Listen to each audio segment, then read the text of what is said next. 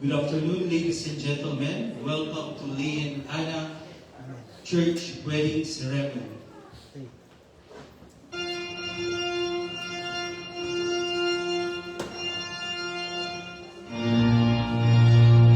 Marriage Commissioner, Reverend Jubilar Santiago, and Pastor Solivar Molino.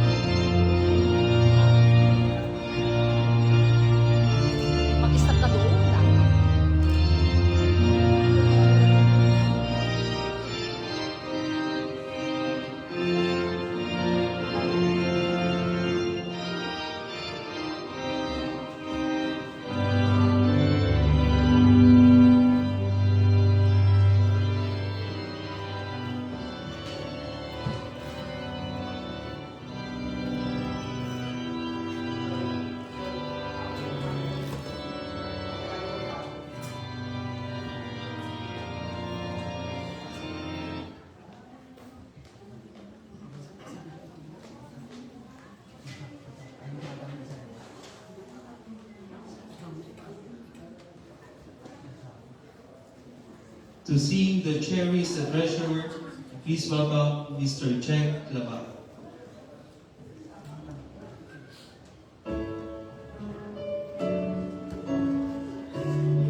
Best man, Mr. Edmund Henson.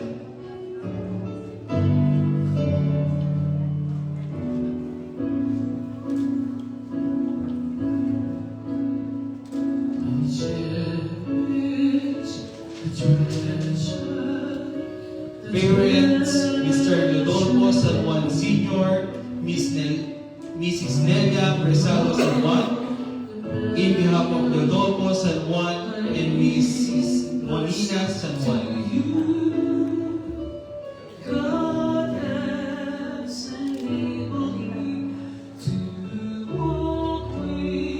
Little Groove, Child Badge.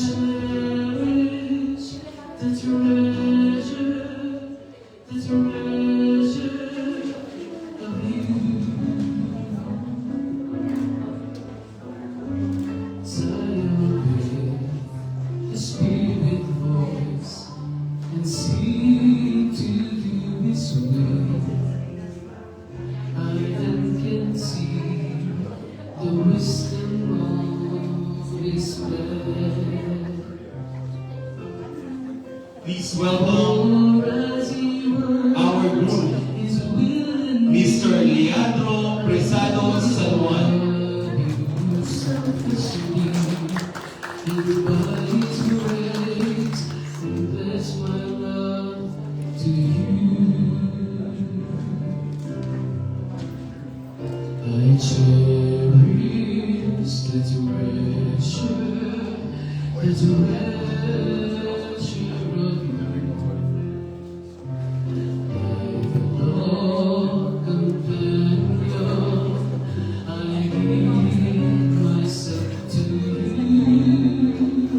Principal sponsor and witnesses, Mr. George Joben and Mrs. Victoria Toledo.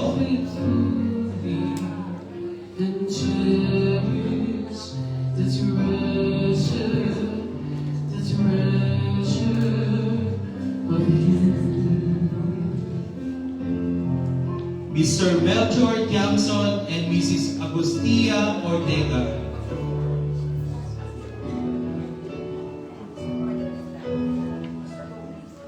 This sacred vow I make to you does not contain a gift, though I'm aware Mr. Efren Mabilangan and Mrs. Susan Vargas.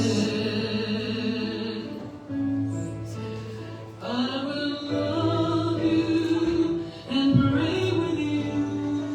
Mr. Joel Sanchez, Miss Sish Olsen.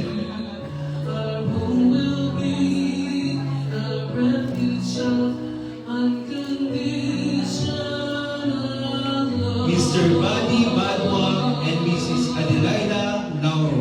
I cherish this treasure of you. And lastly, Mr. David Stu and Mrs. Jane Stu. I give myself to you. God destiny of you. For the groomsmen and bridesmaids, for the candle, Mr. Edward Macaro and Miss Fatima Caparas. That's treasure of you. For the veil, Mr. Randy Quiazon and Miss Leia Quiazon. The treasure of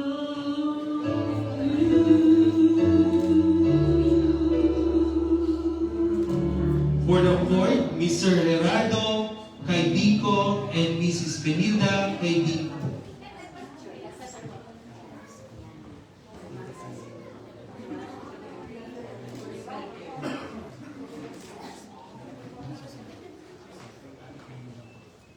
Next, Mr. Jason Badwa and Mrs. Everly Badwa.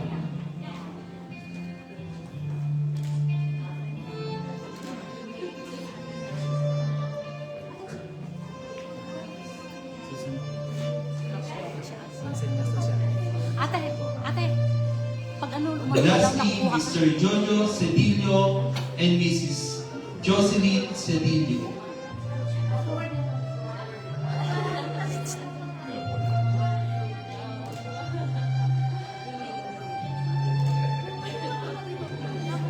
For the Bible bearer, Gabriel Untalan.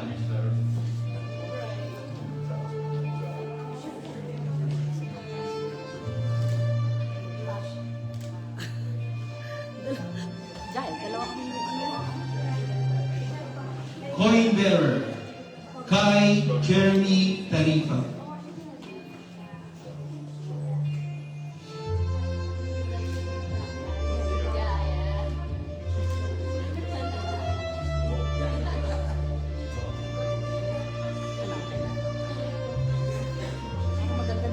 For the ring bearer, Daniel Anton Madriaga. Stop.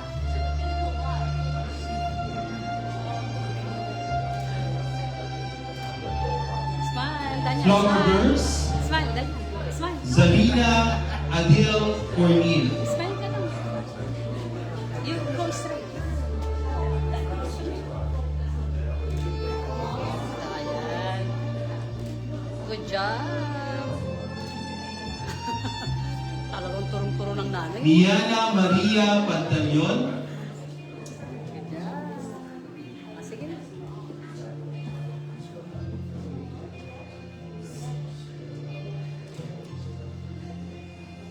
And Abigail Garcia. Daniel. Daniel.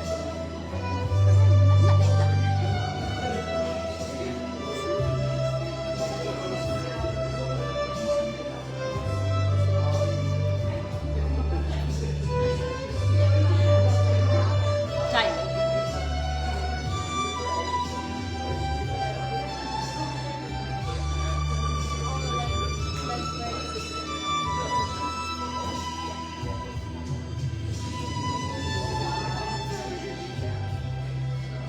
Maid of Honor, Miss Fiona Elaiba.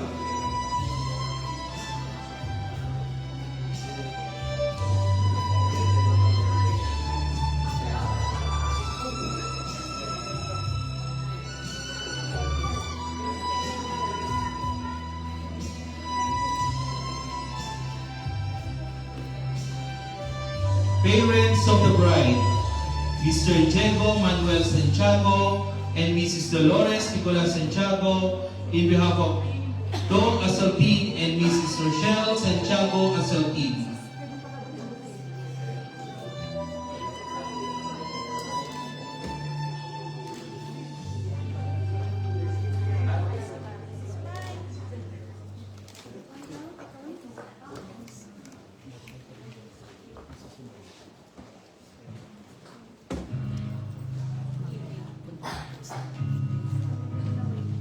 Taas nila. Yan pa nila. For the little bride, Alana May Layakan.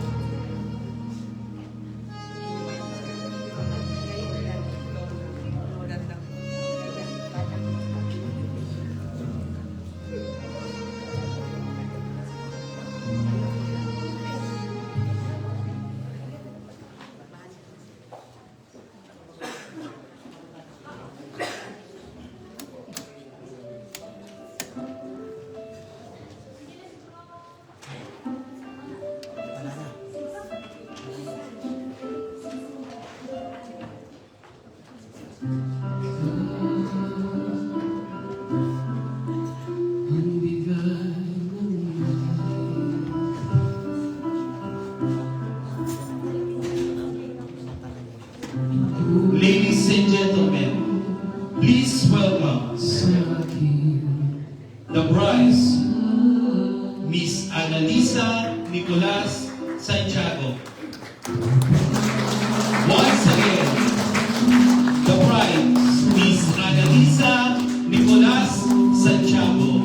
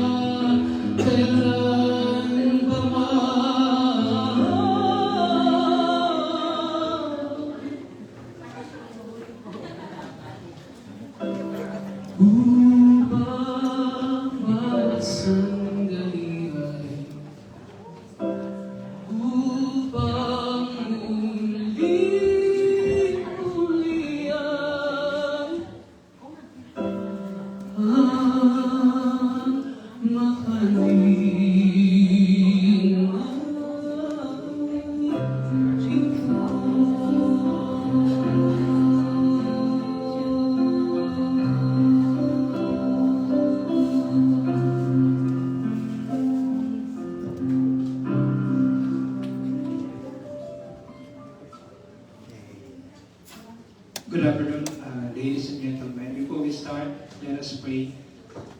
Lord, we come before you today. We are offering to you this day for the marriage of our, to witness the marriage of our beloved brothers and sisters in the Lord. And Father, thank you for all the visitors that will go to witness how good you are in this couple, Father God. And I pray that you will continue to pour out your spirit in our midst so that we can have the blessing that comes from these are prayers in Jesus' name. Amen. You may be all seated. I would like to call Pastor Sally to read the scriptures.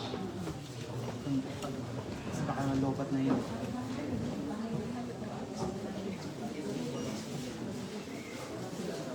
Let me read the scripture for today. Love is patient, love is kind. It does not envy, it does not boast. It is not proud. It is not dishonor others, and it is not self-seeking. It is not easily angered. It gives no record of wrongs. Love does not delight in evil, but rejoices with the truth.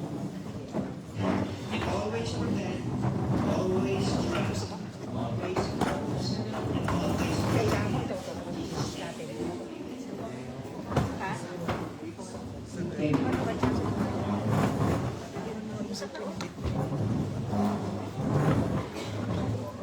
Before we start, is anybody of you, this couple, can you raise up your hands? Do you know them? That's why you're here. They invited you, okay? So before I start, is anybody here would like to stop this wedding for any reason? Okay? For any reason, I will give you 10 seconds. Okay. 9, 8, 7, 6. Okay, no one going to stop? Are you sure? Okay. Alright. 2, 1. Okay, so 1 going to stop and then we will proceed. Okay, so before I do the ceremony, I would like to ask everybody, how many of you here first time you will witness Filipino wedding? Can I see your hands? First time? Okay, Filipino wedding. Okay, thank you. Okay, so the very first thing I would like to do is to ask the candidate. I believe we have two candidates here going to be done by the sponsor.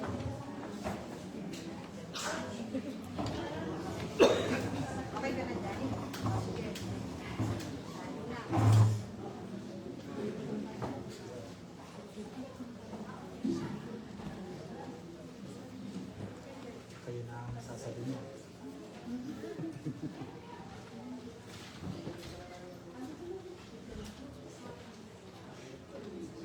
Yes. Okay, so when I became a minister, the first thing I studied and learned is how to officiate wedding. So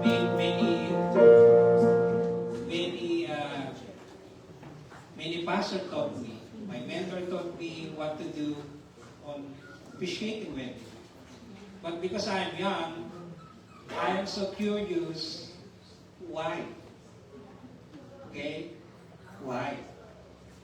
Why we have to carry this? Why we have to carry this? And why we have this? And why we have this? And why we have this? Because without knowing the reasons of our why, this ceremony will not last. Okay? Because we don't know our why. We know our what to do. Oh, you're old, you are 39, you need to get married. Oh, you are 23, you should go marry. We are pushing, especially, and we don't know the reason why. Why do I have to do this? Many times we are told what to do without telling us why we have to do it. This afternoon, I would like to share to you the big why Filipino traditions, Filipino cultures doing things. First and foremost, before you move to a house, it doesn't matter what year, we need light inside the house. Why? Because light gives us brightness so that we can see what is in there in the house. So that we can move freely, we can move easily. And I'm just so curious, why in the Philippines we have so many religions, our ways of officiating marriage is the same. Catholic is the same, Protestant is the same, Iglesia ni Cristo is the same, except Muslims, because they have their own. But most Christians, religion, they officiate wedding the same. I said, why? So I got curious, and I found out this, and I would like to share to everyone. The reason why we have candle is symbol of light. In the Bible, Jesus said, I am the light of this world. If you have light, then you don't worry about darkness anymore. You know, marriage is not easy. This is the reason why most parents, when their children go to marriage, they are crying. They are crying, they are crying, and crying. They cry a lot. Why? Because, oh my God, what is going to get good? He doesn't even know how to clean the dishes. Right? Oh, my baby girl is now going to marry this young man, and my baby girl doesn't know how to clean her underwear. That's why they're crying, because they know it's not easy. Okay? Parents are scared. And they're thinking that this marriage will not last. So what I found and discovered during my research is our ancestor, Filipino ancestor who developed this ceremony is they know the fact that couple will go into face at different challenges when they enter to this kind of relationship. When someone is into a relationship, courting, they are doing all the best things in life, happiness, enjoying things, and you don't need to talk to each other, that just see each other, they know what to do. When they saw each other, they will hide and they will kiss. That's what kids. Because they are really in love with each other. So what happened after we signed the paper? After a few years, couple is fighting and screaming to each other, I told you clean the bed! You know this socks. Why this socks is here? Here, besides the bed. Where is the laundry mat? Where is... See, I bought this huge, what do you call it, ladies? Hamper. See, I don't know because I'm a man. I don't put my dirty socks there. I put it beside so that I can use it tomorrow. But no, don't do that.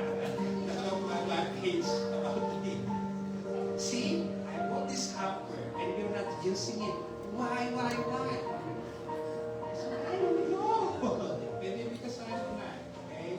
See? Just an example. Couples will become in marriage for a long time.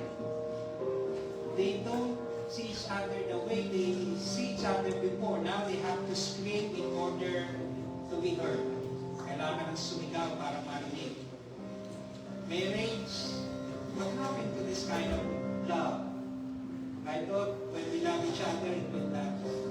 But it's like we're spread in Turkey. The thing is, when we get married, we forgot those things. What? We forgot the ingredients that make marriage sweet, sour, beautiful, for success. And the ancestors, they are wise. They figured out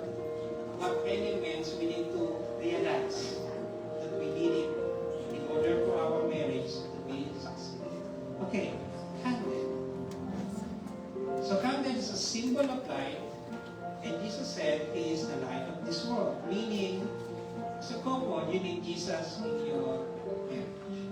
Otherwise, your family will be in darkness.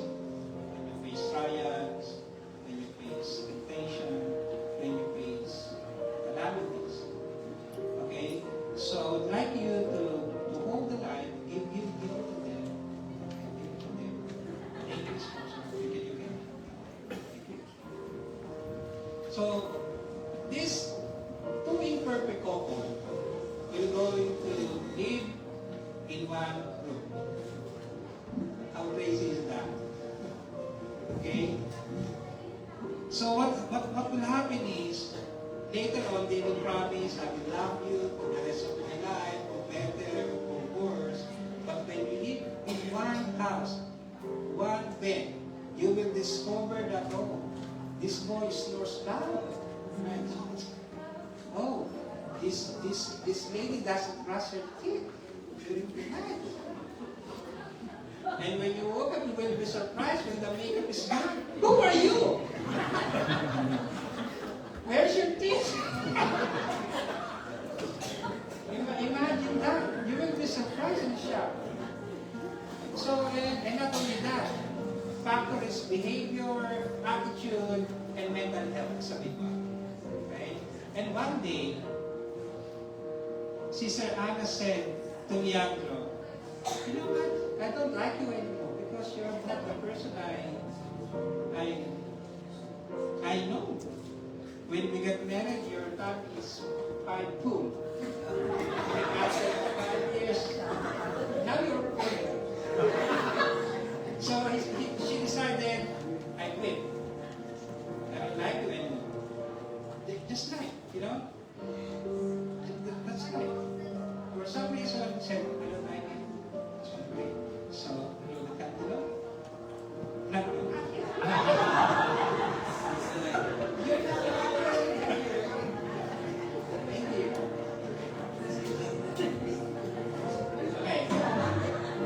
Okay. And here's another thing.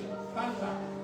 In Philippine culture, they observe the candle. Why? Because if the candle that design like this, the candle died like that, they say, oh, the lady gonna die first. Shockingly, that's how they observe. And that is not true. There is no relationship with the light, the candle with the light person. If that is true, I will build a candle that, how do you call yung michan? So this michan.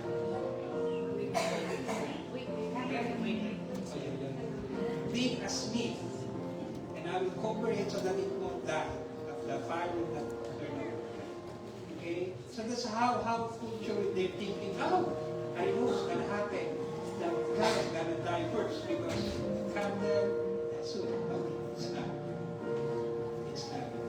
So, Leandro said, even if you don't love me anymore, I still love you, and I pray that one day I will go into restore our marriage because you love so much, you share the fire. You have the candle. And now, Anna's life is a winner.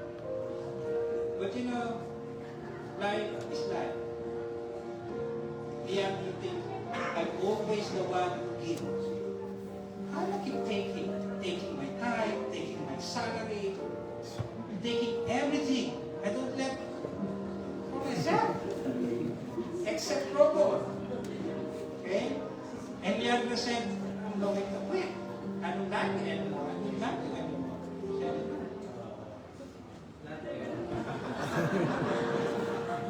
And Anna said, okay, if you don't love me anymore, I don't like you too. So, that's the problem. Now, all the candle is gone. All the love is gone. Okay? But, there is one big candle here. Okay? There is one candle here. And I asked, what is the purpose and why there is a big candle, a third candle? When they said it's a symbol of God. if you don't have life anymore, you don't love each other anymore, because God is love.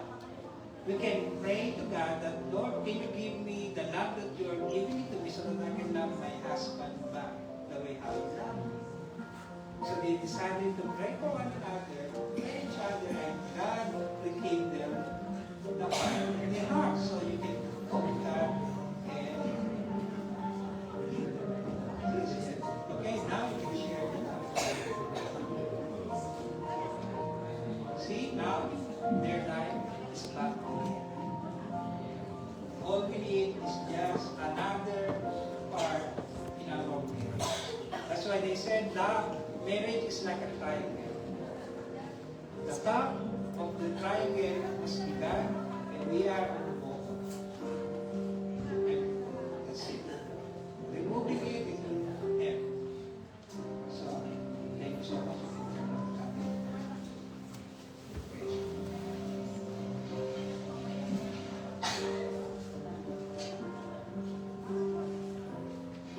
You can sit down, please.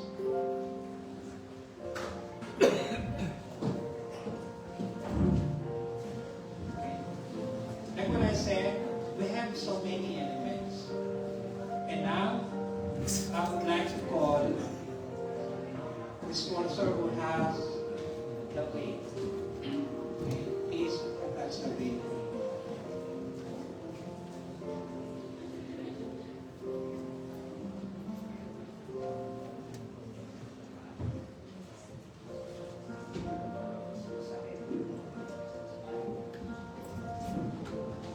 Okay.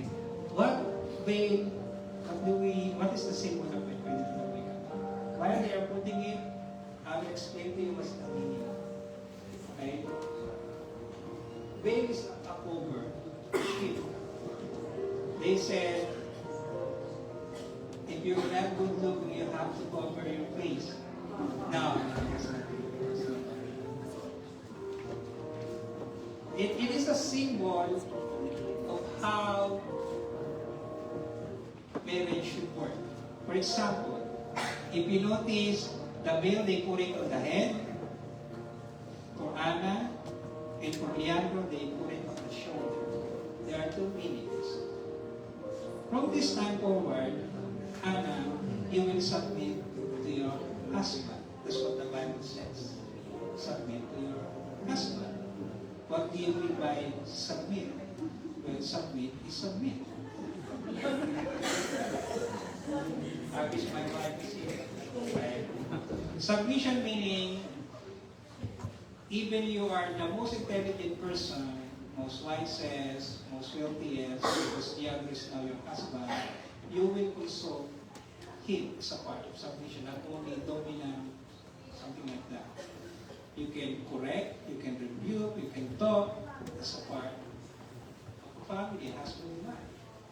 That's the meaning of submission. It's not being under the bush, not being second-class citizen in the family, but as a one couple, now you are one. Not two person, but one. So you have the right, and the other has the right to you. And why this? Put it on the shoulder. Because the Filipino traditions and cultures, not in Canada, because Western people doesn't understand this. Because in here, my wife works. I'm at home, looking for after our child or so. In Philippine context, in Asian, ancient tradition, men work. Women stay at home. That's why they call it housework. So, from this time forward, Leandro will go to shoulder the burden of the family. That's why. Body. That's what it means. Meaning,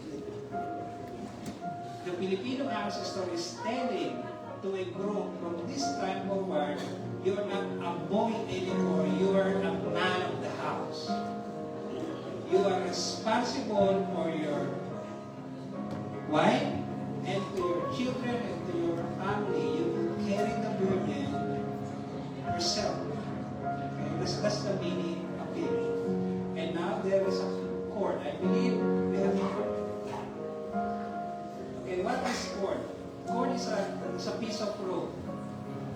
Every time I ask, why do we have a court?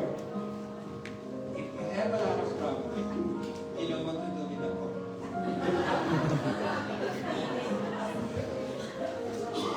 What are you thinking? I'm not saying commit suicide. No. That's unchristian. Okay?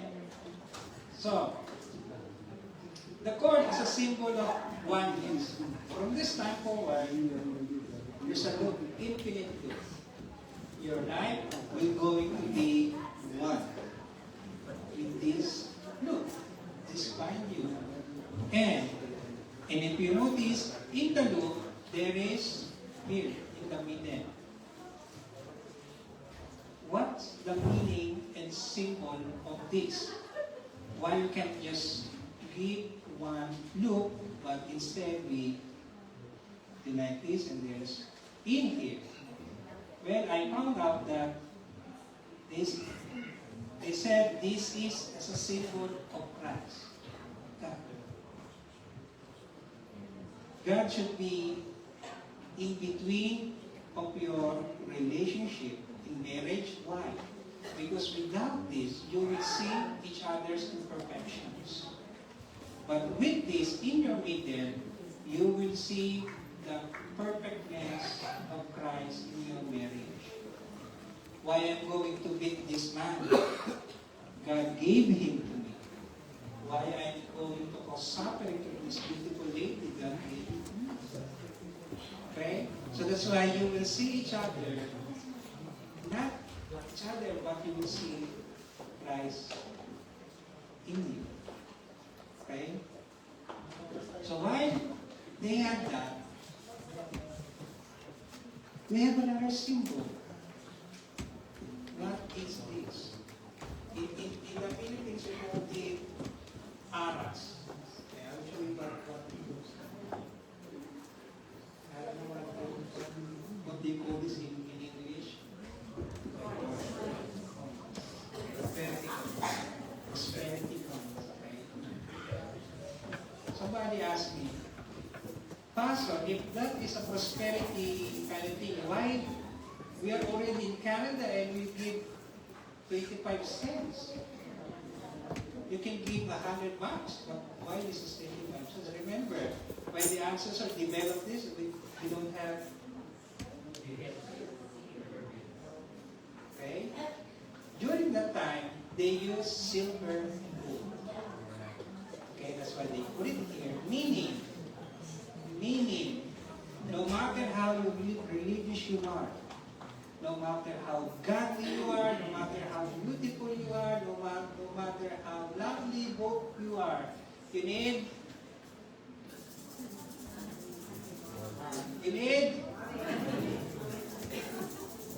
40% of divorce. This is the cause. Statistic-wise, this is the cause. Young people, when they get married, said, "Oh, love will keep us alive." That's not true. That's not true. Only angels said, "Love will keep us alive." We need money. Money is the solutions to every problem in this world. Okay? So we need money. Meaning, when we incorporate this to a traditional wedding, the ancestor is saying, you need money, but don't let money be the controlling factor in your marriage. Don't focus on your income, who's earning more and who's earning less. Don't bully the one who's earning less. Meaning, money is here as a tool. Tool for what? To make you happy and to make you succeed. But the one who is going to give you money is God. So when God blesses you, don't spend it all. Don't spend it all. Be wise. Because not all people receive enough money. Okay? So when God blesses you, make sure you will use that money for your family and to help other people as well. Okay? So, we need God and we need God and we need money.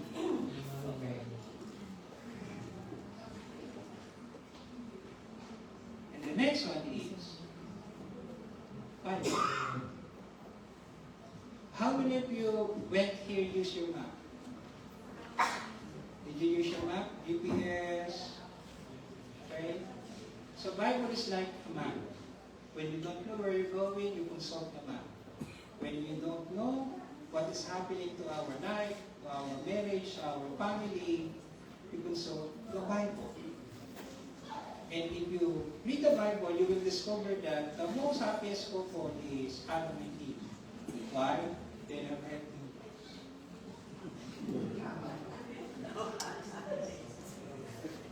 Okay? They don't have in-laws. Why? God instituted the first marriage in the Garden of Eden. Okay? Marriage is very important and sacred to God. Before He created the church, before He created the government, God created marriage. Why? Because in marriage, everything is in there. Complete. There's love, there's care, there's protections, and there is growth. And without realizing all of it, in our chaotic world, if we go back to the Bible and read this book, we will discover a lot of wisdom, knowledge, and we can understand what's going on in our life.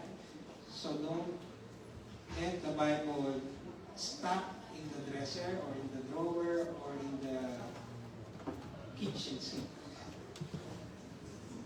We need to read it and we need to apply what is in here.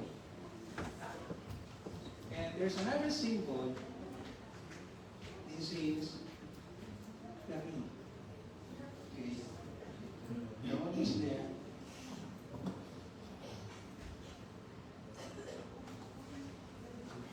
Why the ring is circle, not triangle or square? Because ring is a symbol of infinity, meaning infinite love. From this time forward, your world will circle into two. Okay? That's what the ring means. Your world will become infinite love to each other. Do not find joy in others' company, but only you. It sounds boring, right? But that's what it is. If you want your marriage to be successful, you should work hard on it. Don't let anybody cut the loop. And what cutting means? When you got married, like your world is fall apart, and when you got children, the children stop in the midst. Look what happened to those couples who put their marriage, the center of their marriage after having their children is their children. There's a lot of problem with that. There's a lot of problem on doing that. What's the problem? The reason why these children exist because you couple love each other. And when you couple divided the love for each other and you focus 100% on your children, and your children, one day, your children will go after they reach 18. Dad, I don't want to be here. Mom, I don't want to be here. And now you're stuck again with this old lady. So you should focus infinitely on this love.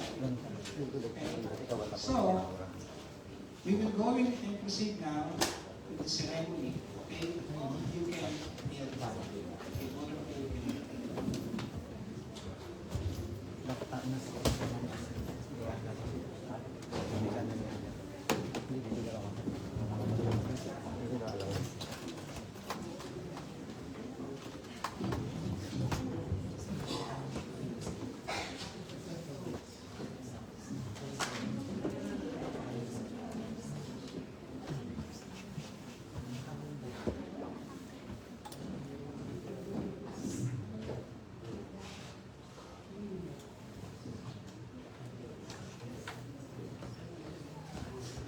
Okay, Leandro and Anna, you will respond with either yes or no.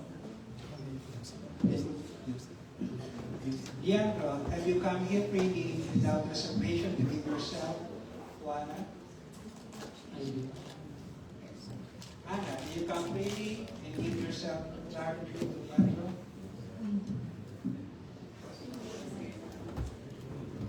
So,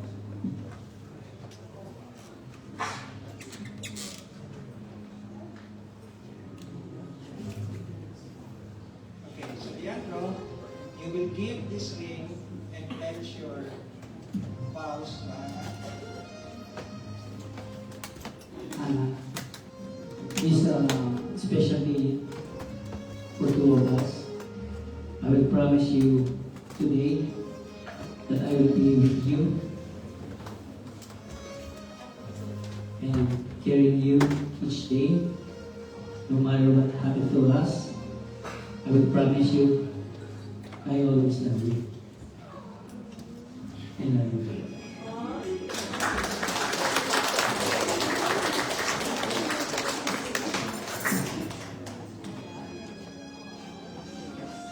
Siyang susunod.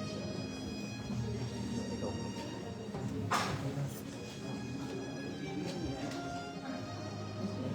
Pause mo muna, Papa. so, Ready na siya. Ready ka na. Leandro,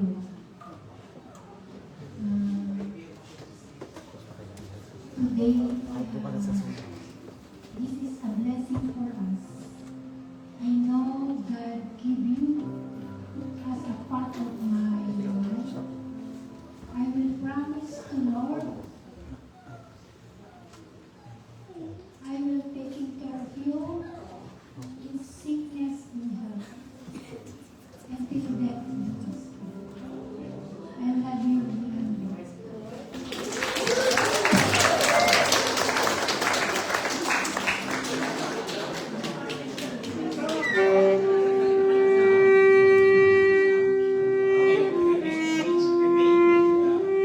okay, so we have part of the tradition we have called in English called sponsor, but in Filipino context it's called Nino Madrina. Nino Madrina means grandfather and father.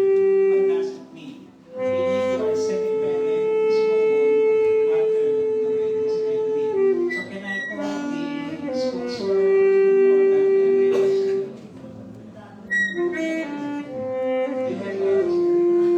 Please come. What are we going to do is, I'm going to check how much gift you're going to give. 10,000 is not acceptable. No, just kidding. The greatest gift we can offer today is your prayer. So I would like you to come forward and we will pray this offering that their marriage will last. Okay? Please come on the stage and let us pray.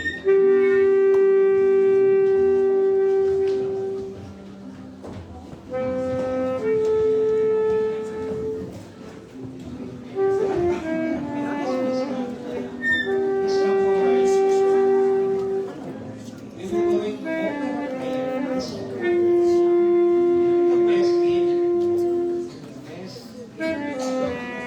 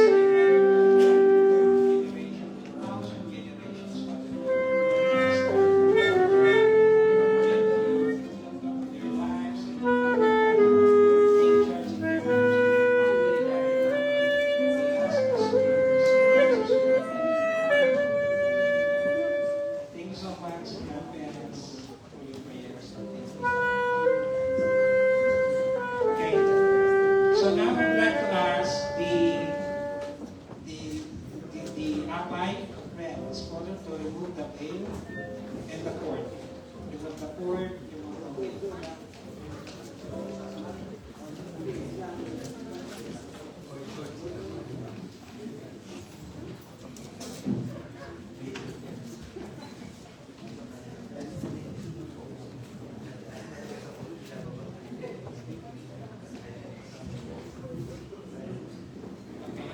Can you remove the veil, please?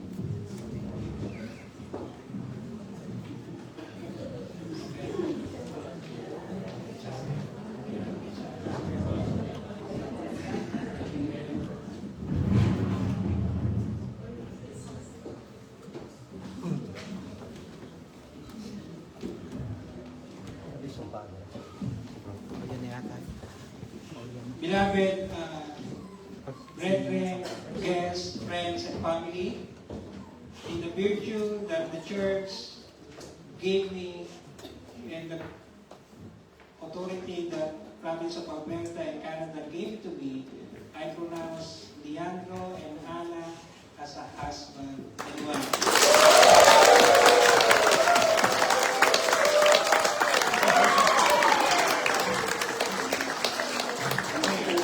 You can shout what do you want to do.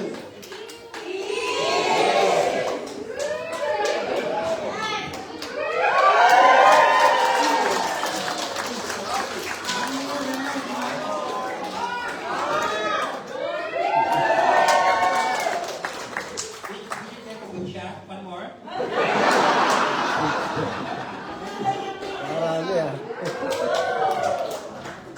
Okay, thank you so much. So, before I forget this, the most important one. The paper frame. Okay? So, you can sit down.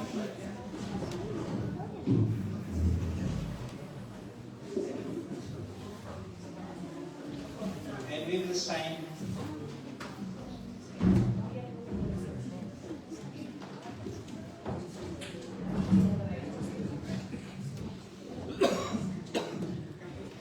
Okay. Yan, I had 5 days before I submit this. After I submit this, that's it. Okay? You can text me, you can call me, and I will get it for 5 days.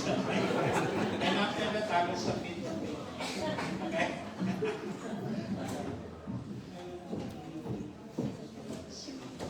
Okay.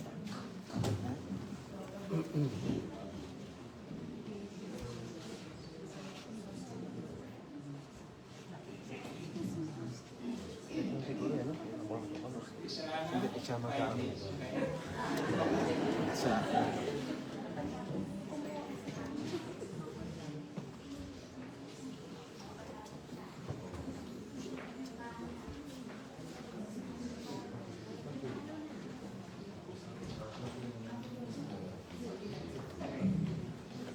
And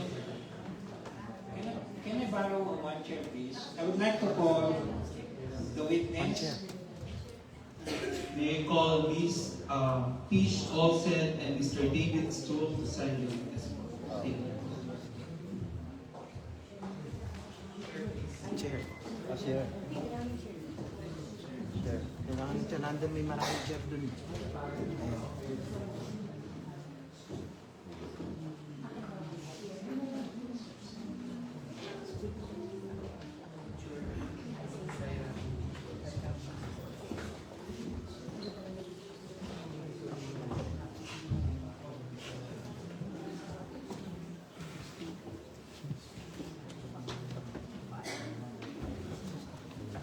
Sir, I will your signature and I believe you.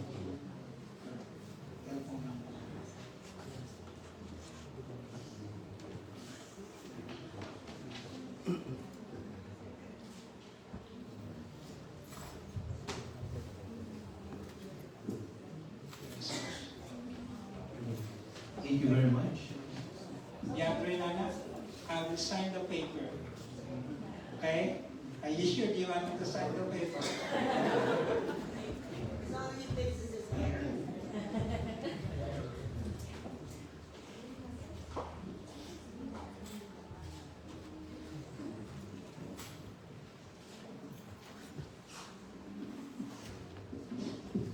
Okay, I sign the paper, and I now declare Leandro and Ana officially.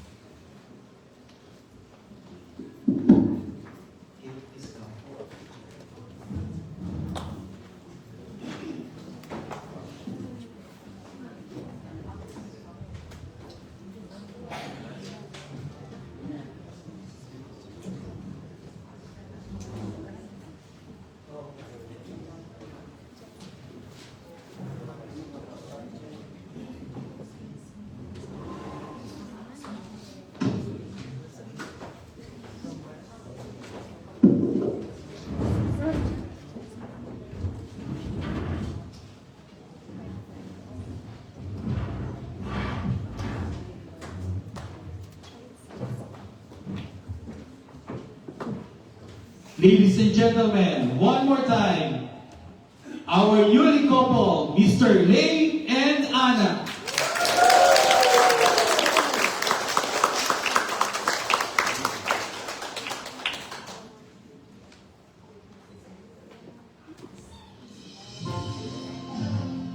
Okay, next is for the picture taking. May I call Pastor.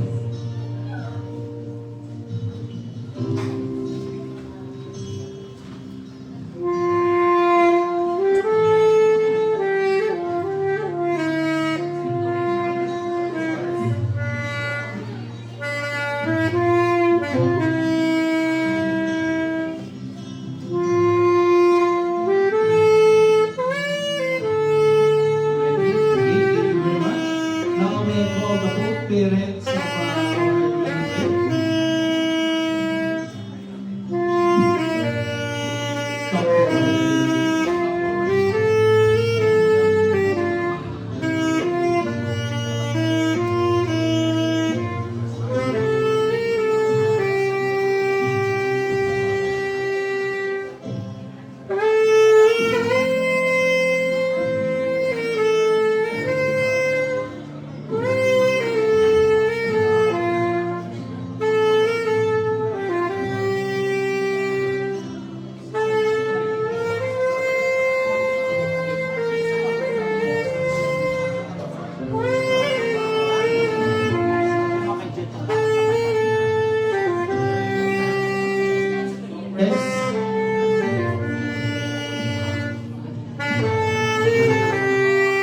Please ready our dearest sponsor after this.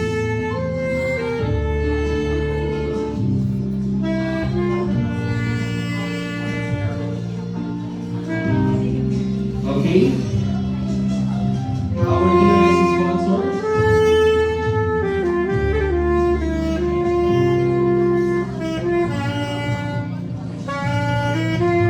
Okay, the gentleman will go in the front.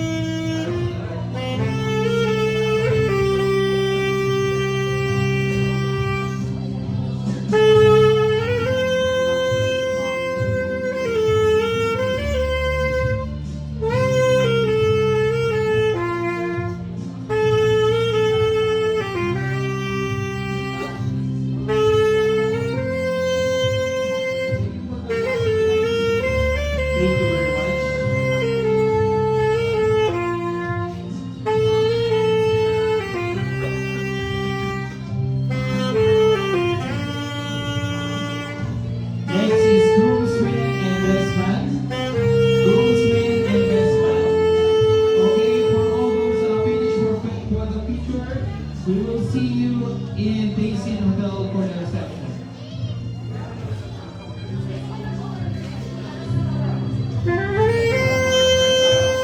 Okay, groomsmen and best man first. Groomsmen and best man. Three of you.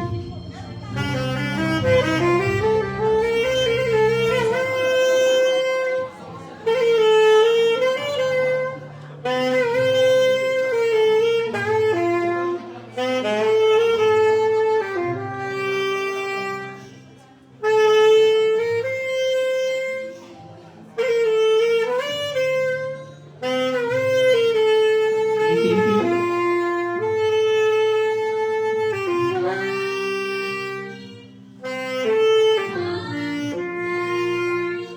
And now I invite the bridesmaids and the maid of honor. But just stay there. Stay there. Groomsmen, stay there.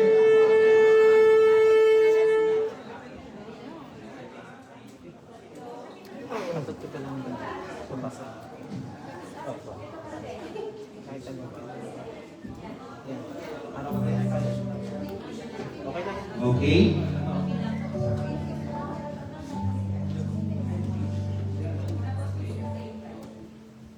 Smile. Ito. Okay, groomsmen, can you go back to your seat? Bridesmaids and maid of honor, please stay.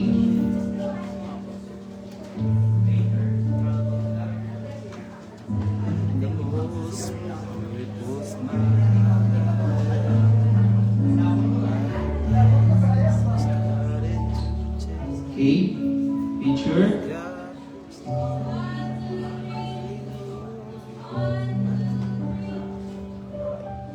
And now, thank you ladies. Bearers and flower girls, please come forward.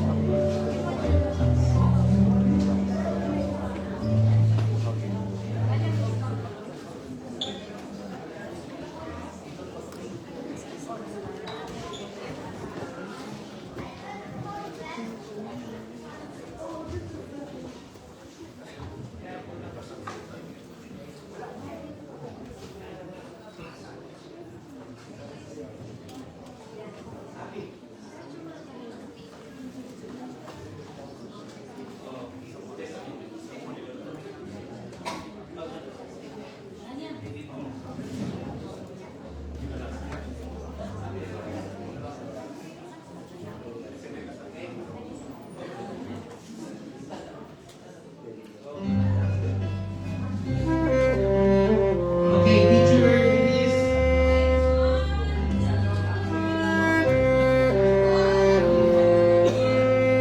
Okay, thank you very much. And now, I will call the ushers in front to have a picture. Ushers. Ushers. Ushers. Usherettes.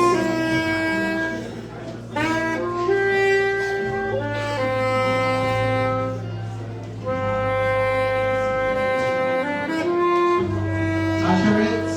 Okay.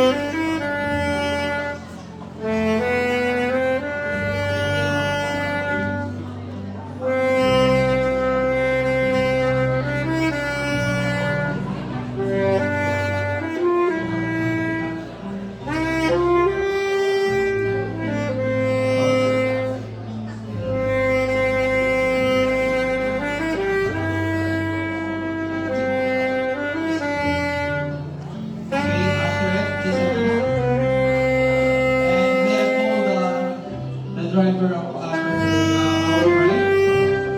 Justin, please. Justin. Okay.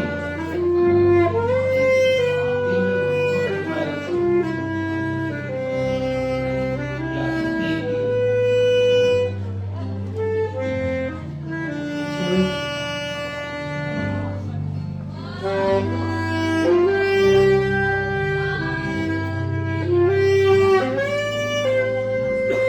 Okay?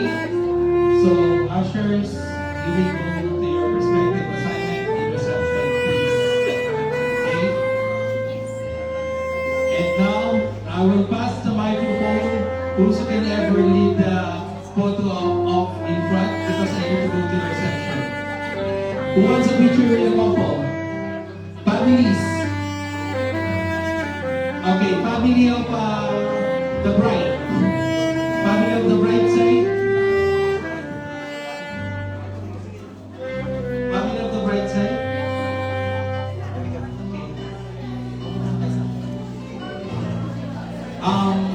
Our dear sponsors, you may go to AC for the reception. Yeah.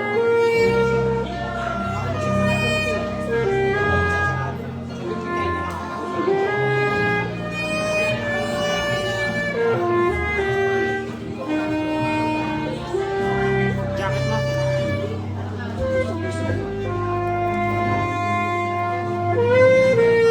Thank you very much. See you in DC Hotel in few minutes.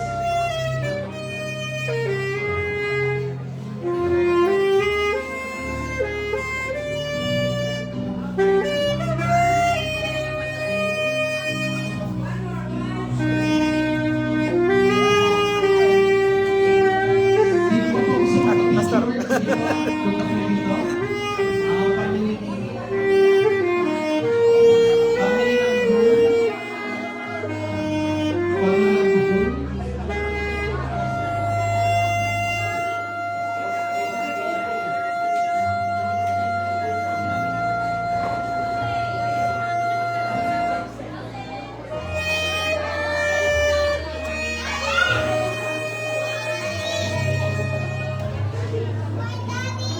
For those who want to take a picture with the bride and the groom, please stay.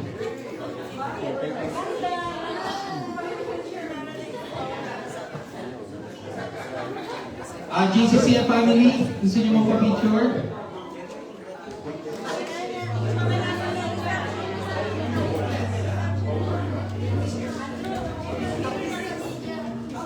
Okay? Yeah. Ano ko pala lagi sa kanila?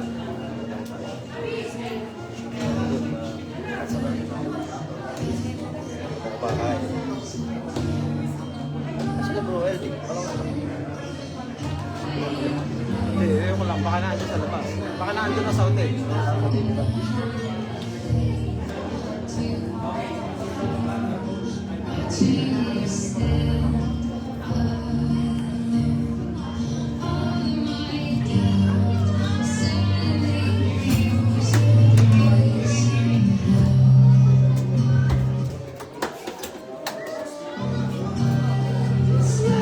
Baka bro, pag ako na pwede na extend to, no? Bro?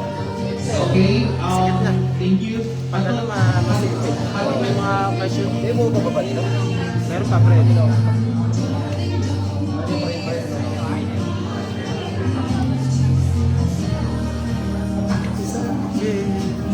Pwede nga ito pag mga wedding gathering, pwede nyo pa rin. Pag malaki, Wedding lang. anak ni Sis Julie, dito ang pinasal. Ah, dito rin ba? And then our Okay, Meron pa gusto dito na yung kanila. Kaya mga Pilipino ba? okay.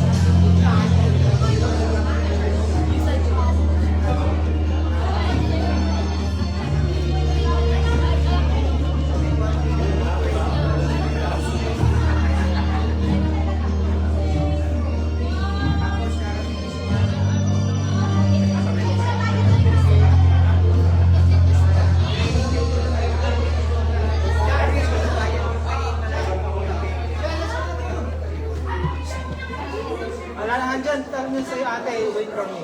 Are you guys gonna eat, right? You're still gonna eat there. Then ask ate, where's ate?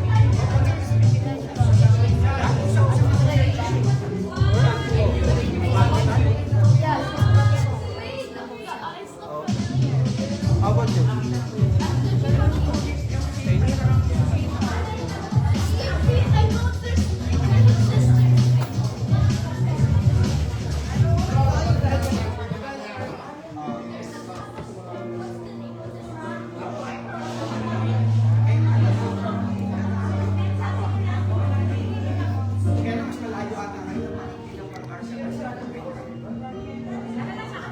Wait, you're we going? Yeah, wait, I gotta turn off everything first.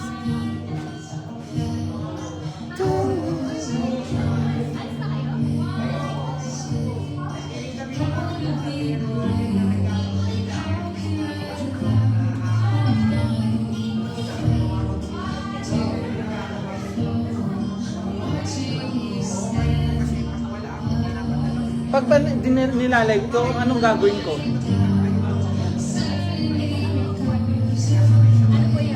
Pag nilalive ko to, tapos anong gagawin ko? Hindi ko pa sure dito pag-finish ko ay dun pa. Hindi ko po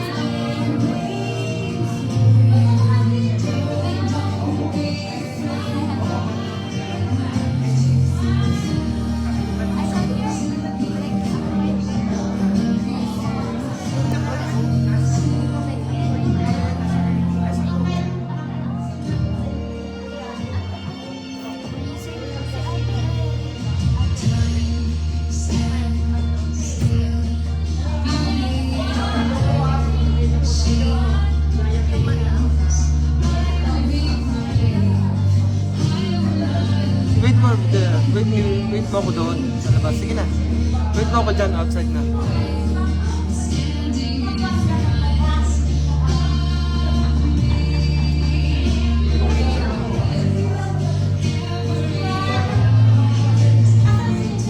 Wait, that stand is for the booth in Jailbirds.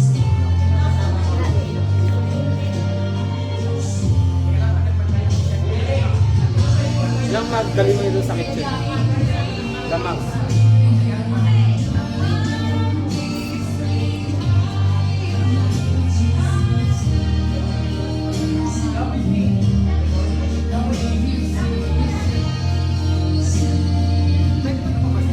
Yes. Then lock mo yung back door. Look niya. Lock it. Sige na!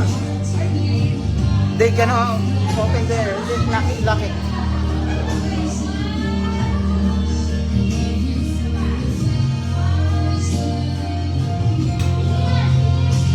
Make sure it's locked.